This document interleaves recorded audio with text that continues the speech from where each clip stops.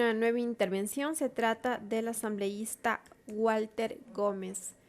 Escuchamos al asambleísta Amado Ortiz, quien empezó con 1 minuto de silencio por el asesinato de María Belén Bernal y luego se refirió al informe sobre el paro nacional realizado por la Comisión de Garantías Constitucionales. Escuchamos ahora al asambleísta Walter Gómez. A vista y paciencia de este gobierno indolente e inepto. No puedo dejar de alzar mi voz de protesta por lo que está pasando en nuestro país, sobre todo en mi provincia del Guayas, que es la que más se está desangrando. Regresando al punto del orden del día, las movilizaciones sociales en el Ecuador han sido el resultado histórico de las demandas ciudadanas frente a las políticas injustas e inequitativas que se han impuesto a lo largo de la vida republicana. En el sentido, la Constitución de Montecristi reconoce la organización colectiva justamente con el objetivo de garantizar que las diversas expresiones y voces del pueblo sean escuchadas e incidan dentro de la formulación de las políticas públicas. Un gobierno tiene la obligación de garantizar que no exista la necesidad de recurrir a la protesta social ante la afectación de derechos, y esto solo puede lograrse cuando las diferentes demandas son acogidas por el Estado, que busque el desarrollo de la sociedad y no solamente el de unos pocos, como nos está pasando. Las recientes jornadas de movilización social denominadas paros nacionales, tanto en octubre del 2019 y de junio del 2022, que fueron convocados por los sectores indígenas y campesinos del país, fue justamente el resultado de esas expresiones ciudadanas, acalladas por los gobiernos neoliberales de Lenín Moreno y Guillermo Lasso. Aunque son dos mandatarios distintos, existen muchos factores en común, entre ellos su manera de enfrentar la protesta social. Uno de estos refiere a la motivación que originó esta movilización y en ambos casos tiene que ver con el incremento del precio del combustible a través de la eliminación de subsidios estatales, medida que afecta de manera directa a la clase popular y clase media del Ecuador. Aunque han querido negar los factores que impulsaron el descontento social,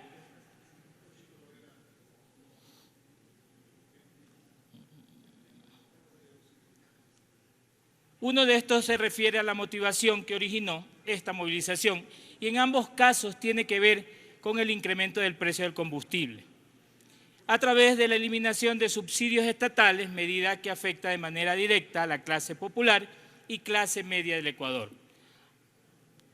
Aunque han querido negar los factores que impulsaron el descontento social, la descomposición originada por las políticas antipopulares, han logrado romper con la narrativa gubernamental que tanto Moreno como Lasso quisieron imponer, que tiende a criminalizar la protesta y minimizar sus motivos para justificar la represión a los manifestantes. Coincidentemente, entre estos dos gobiernos existe otro factor común y se llama Patricio Carrillo Rosero, actualmente general en servicio pasivo, quien fue el comandante general de la Policía Nacional en octubre del 2019, bajo las órdenes de la exministra destituida María Paula Romo, que luego fue su asesor en el Ministerio del Interior durante la jornada de julio del 2022. En ambos casos, el hoy también cesado ministro fue el responsable de las operaciones policiales en el marco de la protesta social, acciones que, como ya señalé, causaron la muerte de 14 personas que ejercían su derecho a la protesta en ambas jornadas. Pues era de esperarse, porque ya sabíamos lo que pasó en el 2019 y se volvió a repetir en el 2022. Este segundo factor común es el que nos convoca el día de hoy y es justamente sobre ello que me referiré a continuación.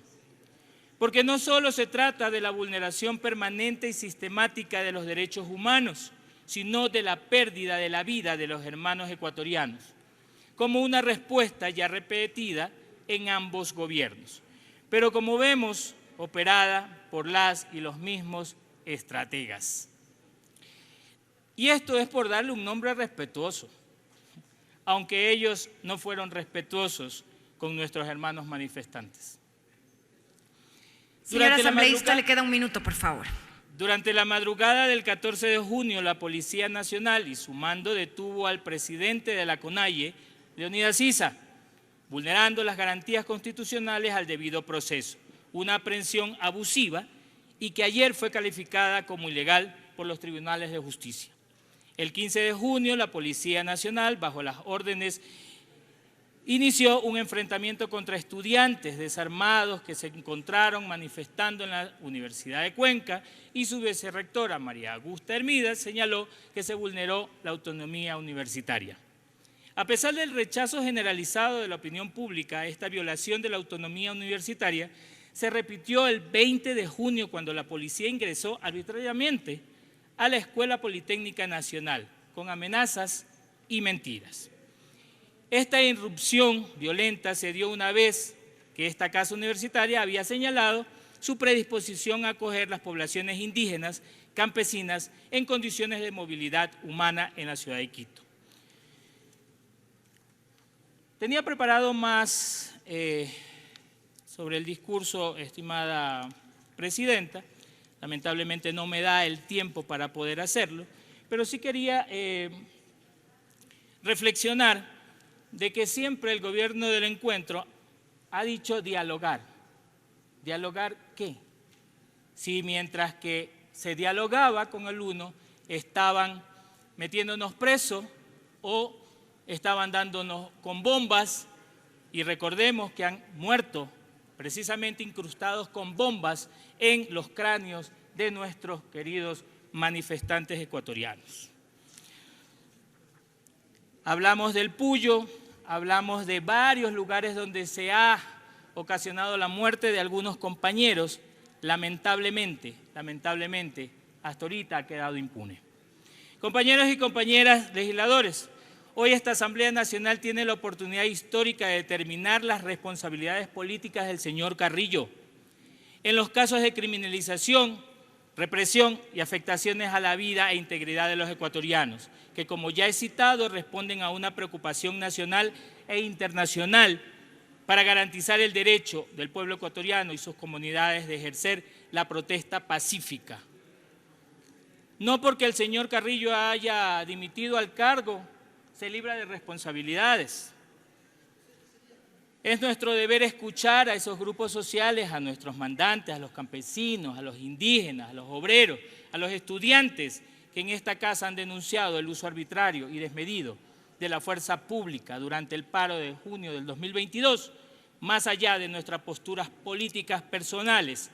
Esto se trata de humanidad, de reconocer que los asesinados fueron y son hermanos ecuatorianos que solo querían hacer escuchar su voz frente a un gobierno injusto, inequitativo e indolente. Lo que sí nos debe quedar muy claro, que este gobierno es duro con los débiles y débiles contra los duros. A las bancadas responsables con el Ecuador profundo, les solicito que no perdamos la oportunidad de reivindicar a los asesinados, que no quede impune sus muertes y que logremos hacer respetar las luchas sociales y, lógicamente, a sus guerreros. Por ellos, por nosotros y, sobre todo, por nuestra patria. ¡Viva nuestro querido Ecuador! Gracias, presidenta. Gracias, señora asambleísta. Les recuerdo